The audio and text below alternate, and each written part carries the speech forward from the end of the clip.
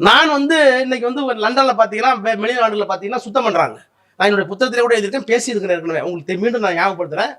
நான் வந்து மத்திய அமைச்சரா, ஒன்றிய அமைச்சரா ஒரு ஃபாரின் போயிருந்தப்ப, நான் மாலை 3 மணி 4 மணிக்கு ஓய்வு எடுத்துக்கிட்டு இருந்தேன்.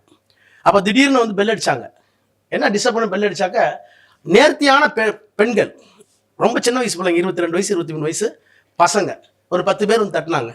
சாரி சார் என்ன வேணும்னு கேட்டான். இல்லை உங்கள் ரூமை க்ளீன் பண்ணிக்கலாமாங்க.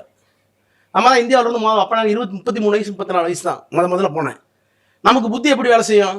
ஐயோ எல்லாம் சுத்தம் பண்ணுறதுக்கு வந்திருக்காங்களே, ஏன் இந்த பிள்ளைங்களாம் ஏழை பிள்ளைங்களாட்டு இருக்கு, இல்லைன்னா இந்த ஊரில் ஏதோ கீழே நடக்கிற பிள்ளைங்களாட்டு இருக்கு அப்படின்னு நினச்சி கேட்டோம். கேட்டப்போ ஏன் நீங்களாம் படிக்க போகலையான்னு கேட்டப்போ என் மேலே எச்சில் துப்புற மாதிரி அந்த பொண்ணு கேட்டுச்சு. ஆர் யூ இந்தியன் கேட்டுச்சு. எனக்கு ஒரு மாதிரி ஷேம் ஆயிடுச்சு. அப்போ ஏன்னா இப்போ வெளிநாட்டுக்குலாம் அதிகமாக நான் போனதில்லை, அப்போ தான் ஒரு தடவை போயிருக்கேன். ஏன்னு கேட்டால் உங்கள் ஊரில் தான் இந்த வேலையெல்லாம் செஞ்சால் சாரி, நாங்கள் மெடிக்கல் காலேஜ் பிஜி படிச்சுட்டு இருக்கோம், இந்த 5 ஸ்டார் ஹோட்டலில் 1100 ரூம் இருக்குது, அது குத்தகை எடுத்திருக்கோம், காலையிலையும் சாயங்காலையும் ஒரு க்ளீன் பண்ணால் எங்களுக்கு பாக்கெட் மணி கிடைக்கும், எங்கள் அப்பா அம்மா கொடுக்கறத விட இந்த பாக்கெட் மணி எங்களுக்கு பெருமை சேர்க்கிறது, நாங்கள் உழைக்கிறோம் என்று அவர் சொன்னார். அப்போ அங்க சுத்தம் பண்ணா ஒண்ணும் கிடையாது, ஆனா இங்க சுத்தம் பண்ண தோட்டி பிள்ளை தோட்டியா தான் பறக்கும்.